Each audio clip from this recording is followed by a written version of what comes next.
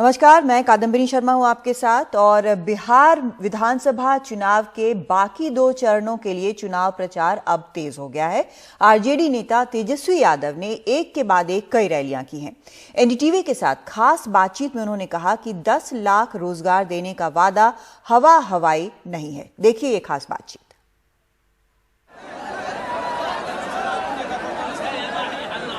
असली जहाँ पे बटवा धर्म में नफरत का राजनीति लोग करेगा, बांटने का प्रयास करेगा तो रोजगार मिलेगी।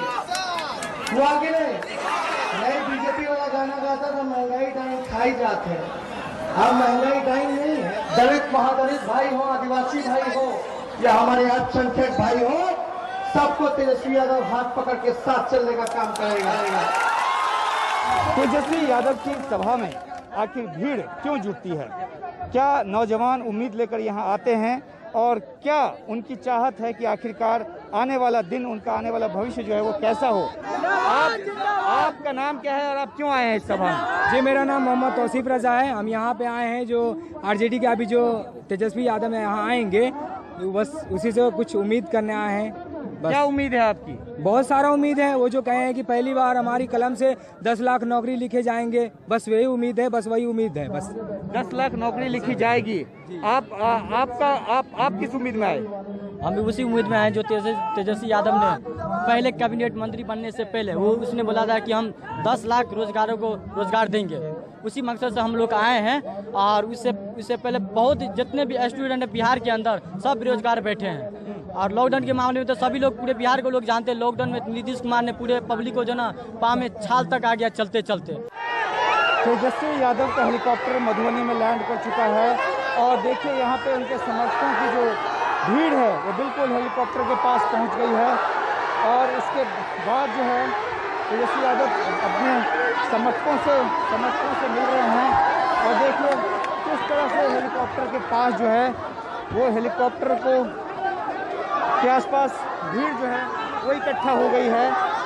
और यहाँ पुलिस बल पहले से तैनात थी, लेकिन इस तरह की सुरक्षा थी कि यहाँ हेलीकॉप्टर के लैंड होते ही जो पूरी पब्लिक है वो पहुँच गई हेलीकॉप्टर के पास। तेजस्वी अपनी सभा खत्म करने के बाद खुद ही भीड़ को मैनेज करते हुए हेलीकॉप्टर की तरफ आ रहे हैं। और यहाँ से अगली सभा मुजफ्फरपुर की है, जहाँ तक हम उनके साथ चलेंगे और बीच में उनसे बातचीत दिखाएंगे।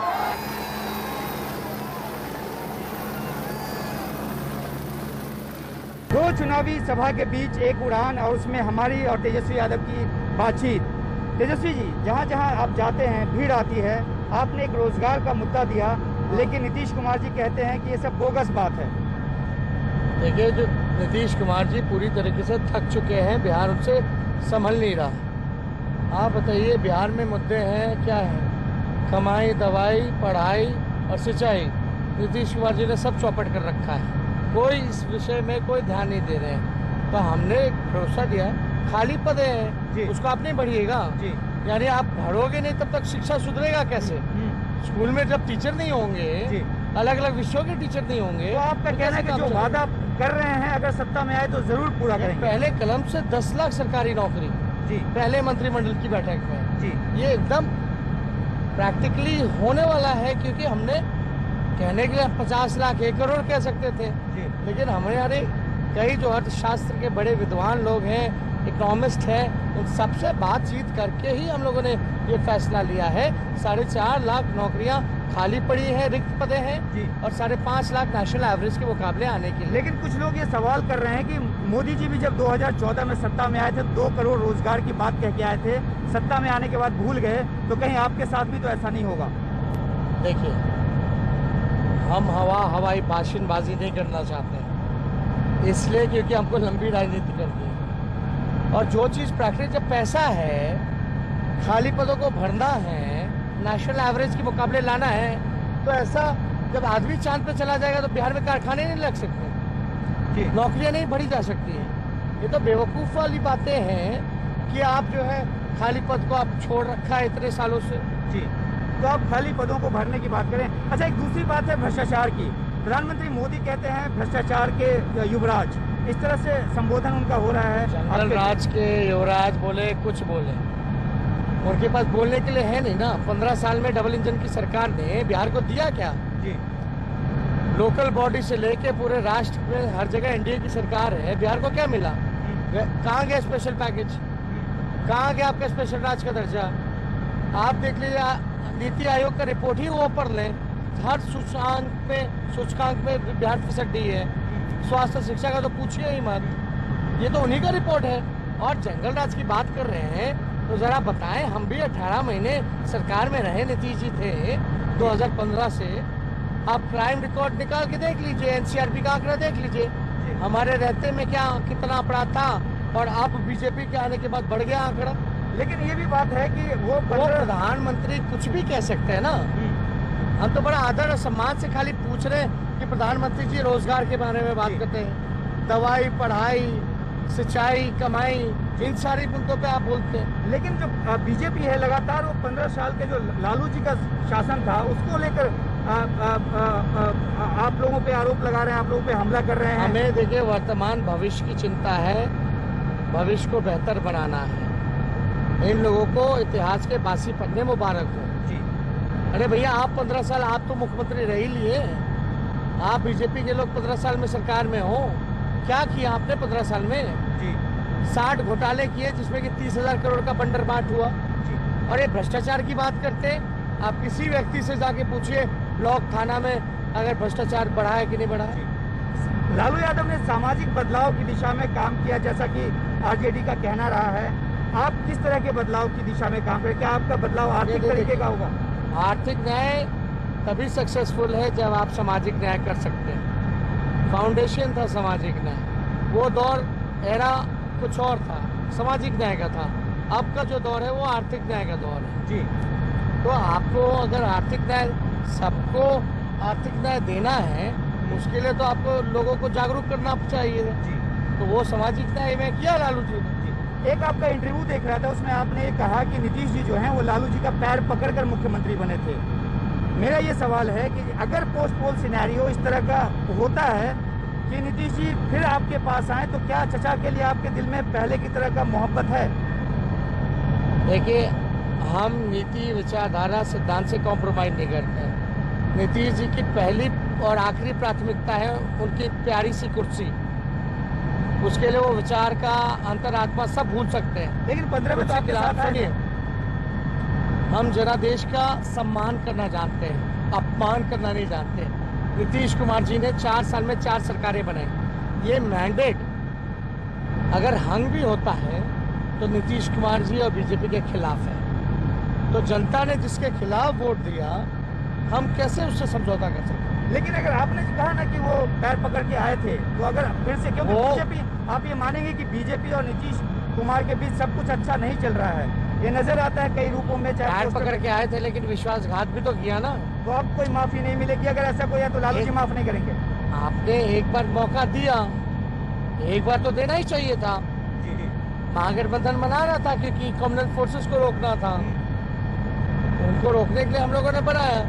लेकिन हम लोगों को पता थोड़ी था कि ये तो भाई चोर दरवाजे से बीजेपी को सरकार में ले आएंगे, जनादेश का अपमान कर देंगे।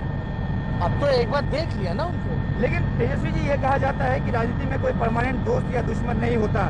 जिस तरह की बिसात अभी बिहार में बिछी हुई है, जिसमें चिराग पासवान एक अलग राग छेड़े हुए हैं, वो नीतीश कुमार को जेल भेजने तक की बात कर रहे हैं। इसमें विचारधारा, नीति, सिद्धांत की राजनीति थोड़ी बची हुई है, हमको बचाने दीजिए।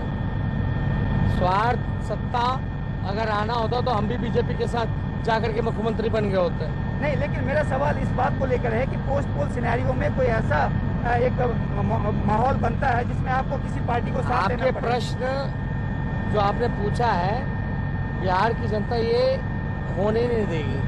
आपको स्पष्ट, बिहार की जनता हमेशा स्पष्ट मैंडेट देती है। महागठबंधन को स्पष्ट बहुमत मिलेगा। एकदम एकदम।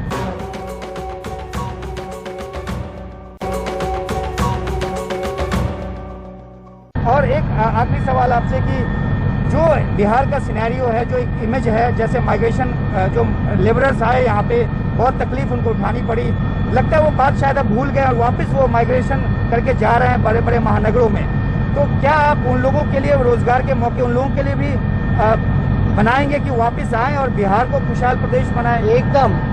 अब यही मधुबनी में बगल में चीनी मिल रहा है, मोतिहारी में चीनी मिल रहा है, कई पेपर मिल है, जूट मिल रहा है। बिहार में मखाना होता है, आपका केला होता है, मक्का होता है। बंद मिलों को खुलवाना है, फूड प्रोसेसिंग यूनिट्स लगवाने पड़ेंगे, तो रोजगार लोगों को यहाँ मिलेगा। बिहार का टूरिज्म का इतना बड़ा स्कोप है। लेकिन तेजस्वी जी, मैं भी बिहार से आता हूँ, यहाँ पे जो है ना खेत की जो जोत है वो छोटी है, सरप्लस प्रोडक्शन है नहीं, और जो बड़े किसान यहाँ पे है नहीं। तो ऐसे में आप क्या किसानी को में किस तरह से सरप्लस प्रोडक्शन बढ़े, इस तरफ ध्यान देंगे? देखिए, जो भी मंडी है, पहले पूर्णिया में स्टील मंडी हुआ करता था, और यहाँ जितनी मंडियाँ थी नीतीश कुमार जी ने 2006 में ही वो बंद करा दी थी। इसका एक कारण APMC जो है वो बंद हो गया था, यानी जितनी मंडियाँ हैं, व्यापार मंडी, तो उसमें क्या हुआ कि भाई किसान जो है और गरीब होता चला गया। किसानी छोड़ करके वो मजदूरी करना शुरू कर दिया, पलायन कर गया। तो उस वजह से काफ़ी जो है 2006 के बाद से एग्रीकल्चर सेक्टर में बहुत इफेक्ट किया है। इनका जो कृषि रोड मैप है, क्या हुआ है कृषि रोड मैप में, आप देखिए ना, मोस्टली 70% तो बिहार तो कृषि पे ही डिपेंडेंट है, जो हकीकत है। अब नीतीश जी को 15 साल बाद याद आ रहा है कि हमको हर खेत तक पानी पहुंचाना है। अभी भी देखिए ना, बाढ़ का पानी, अभी हम बाढ़ वाले इलाके में हैं, तो बाढ़ का पानी अब तक जो है नहीं गया। उनकी भाषा भी कुछ अजीब सी हो गई नीतीश कुमार। वो आशीर्वाद है मेरे लिए। तो और एक बात बोलेंगे, बाढ़ के लिए नहीं निकले, कोरोना में नहीं निकले, 144 दिन तक नीतीश कुमार बाहर रहे। मजदूरों को अपमानित किया गया चिट्ठी निकाल के कि आएंगे तो अपराध बढ़ेगा, बिहार में कोरोना फैलाएंगे। तो आप देखिए ना, अब क्यों निकल रहे हैं वो वोट के लिए? अभी भी तो कोरोना है। अब उनको कैसा महसूस होता होगा जो बाढ़ का पानी जब देख रहे हैं हर जगह, अभी भी वही स्थिति है। तो शुक्रिया। ये तेजस्वी यादव जो कि लगातार जो उनकी नीति है और जिस हिसाब से वो आगे बढ़ना चाहते हैं, जो उनका दर्शन है और जिस हिसाब से बिहार की राजनीति को आगे ले जाना चाहते हैं, उस बारे में हमसे बात की। लेकिन देखना है कि क्या इनकी बातों पे भरोसा करके जनता इनको इतनी सीटें देती है और गठबंधन को एक पूर्ण बहुमत की सरकार देती है, या फिर पोस्टपोल सिनेरियो के लिए कुछ राजनीतिक जोड़ तोड़ का आलम होगा। ये सब भविष्य के गर्भ में छिपा हुआ है। लेकिन अभी तेजस्वी यादव एक दूसरी सभा में उतरने वाले हैं और अभी बातचीत के लिए इतना ही।